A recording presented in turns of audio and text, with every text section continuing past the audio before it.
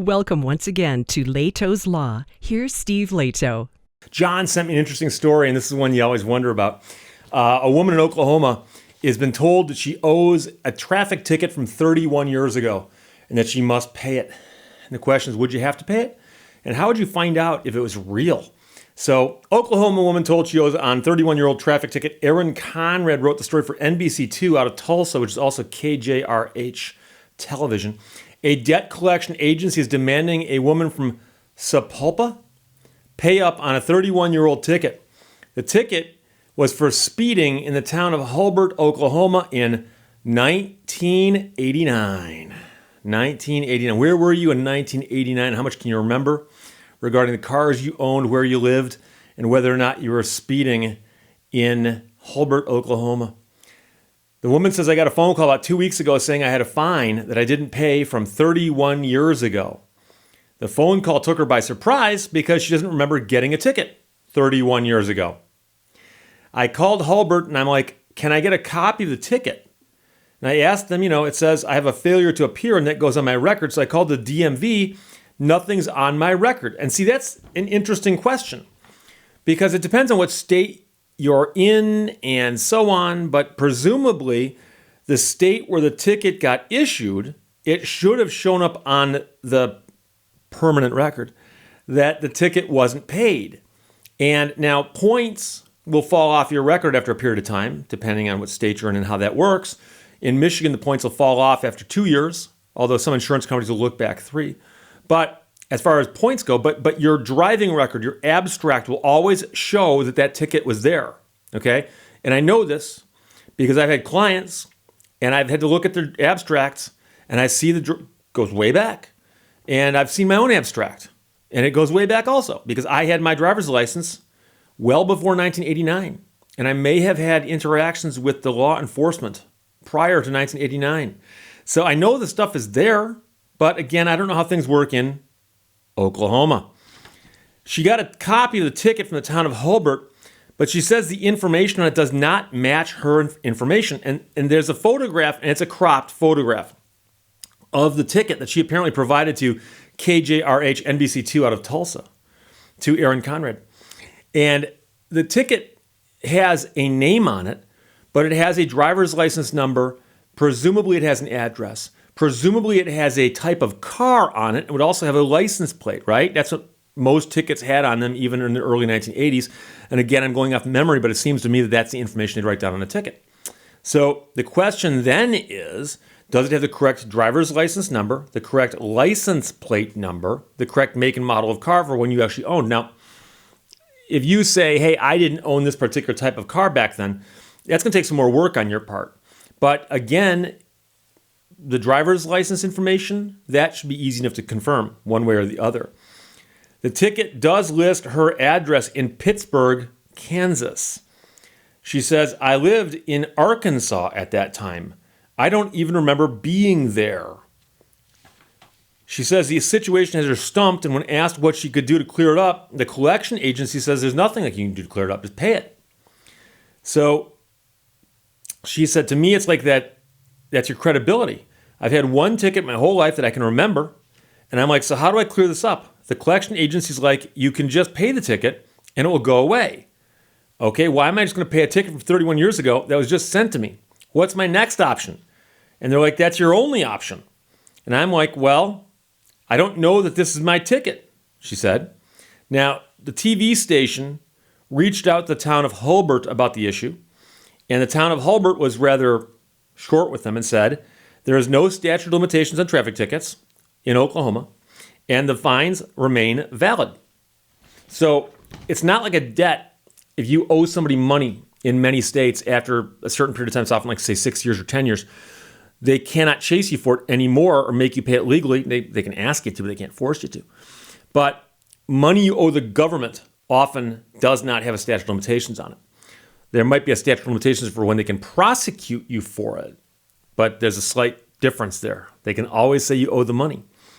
Now, Hulbert and the town clerk and treasurer told NBC2, hundreds of unpaid tickets were just collecting dust in filing cabinets, so they turned them over to a collection agency late last year. The town estimates the fines could add up to nearly $40,000. And if you'd like to dispute the ticket you get, they told Two Works for You that you have to prove to the collection agency the person on the ticket is not you. But of course, is the collection agency in a position to figure that out? So unfortunately, you'd actually have to go back to the town that issued the ticket and prove it to them and get them to call off the dogs, as they say. But Hulbert apparently said the disputes are out of their hands. But yeah, no. That's not how it works, my friends. Remember that sign that says clerks are not allowed to give legal advice? This is why. So let's suppose you're minding your own business one day and you get the letter that says you have an unpaid ticket in this town. Well, you get a copy of the ticket and see what the ticket says. And then you go back and double check. Does it have the right driver's license number on it? Does it have your identifying information on it? Does it look like it was you? Even if you don't remember it, does it look like it's you? And the weird part about it is, like, for instance, I can tell you that my driver's license number is the same number I've had my entire life. In Michigan, they do that. So if you provided a ticket and said, Steve, here's a ticket you got in 1983, yanking something out of thin air here. First thing I do is look at the driver's license number, because I know mine off the top of my head, and it's never changed. It's always been that.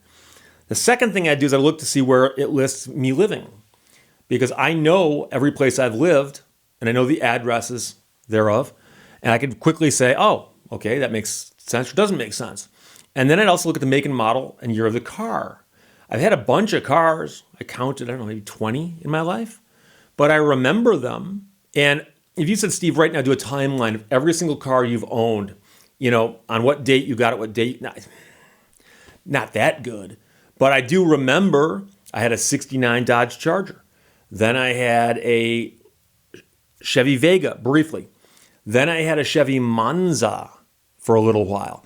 Then I had one of those little black Daytonas, the little small 2.2 liter things that Chrysler built. They were junk, but I owned 3 of them in a row for some odd reason. I owned a black one, then I owned a red one, and then I owned another red one. And then when I got sick of the last one that broke timing belts, I had a Jeep Wrangler, okay? And so I remember which vehicles I have, and I can ballpark it for you. And so I suspect that most people could do that.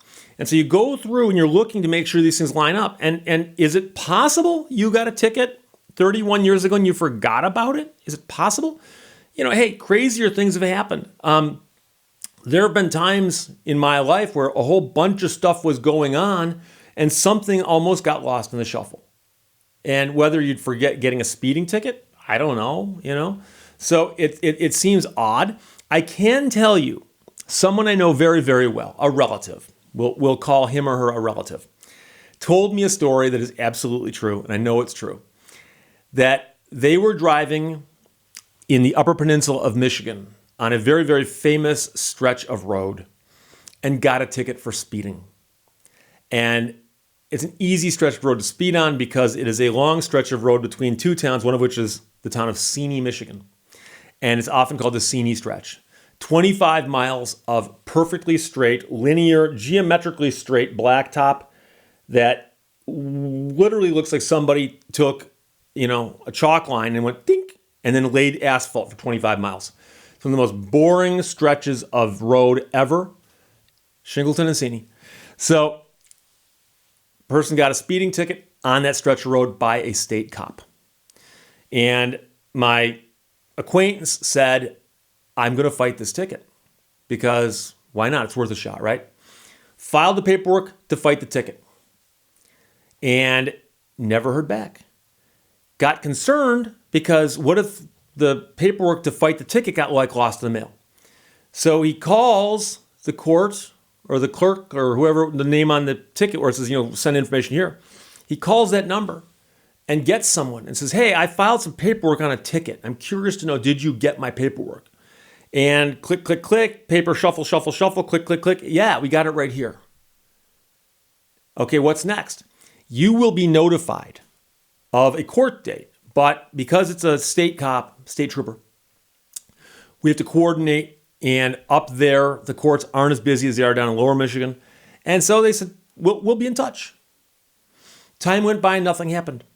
Man went down with his life and forgot all about it. And about a year later, thought to himself, That's kind of strange. Never heard from the court. He went into the Secretary of State's office to get his driver's license renewed and said, I'm just curious. Can you pull up my abstract and show me my driving record? Woman said, sure. Click, click, click, shuffle, shuffle, shuffle. Pulls it up on the screen. Ticket's not there. Gone. Gone. Now, he never got notified of anything. And is it possible that 20 years from now, he's going to get a thing saying, hey, you never paid this ticket in Seney or Shingleton. I'm not sure which town got him. But the point is that it disappeared. Where'd it go? If I had to guess, Michigan State troopers get rotated to different posts. It's quite possible that the trooper who wrote that ticket left the Seney post and went to Stevensville or Monroe or someplace far, far away. And when he transferred and they said, by the way, there's a speeding ticket that the gentleman wants to contest. Do you want to come back and testify? He didn't take their phone call. He didn't return their messages. That's what I bet happened. And I've since asked my friend this question. I think I told you earlier as a relative. I've asked him, have you heard anything about that? Have you checked? And he said that at least on one more occasion, a few years later, at Secretary of State's office, he said, can you show me my driving record? It's not there. It's not there. It's gone. So again, the government works in mysterious ways. Who knows? Maybe it fell behind a filing cabinet. Maybe they'll pull it out. Maybe they'll call him and say, hey, there's a hearing on your... Who knows? Crazier things have happened. But did this woman get a ticket 31 years ago?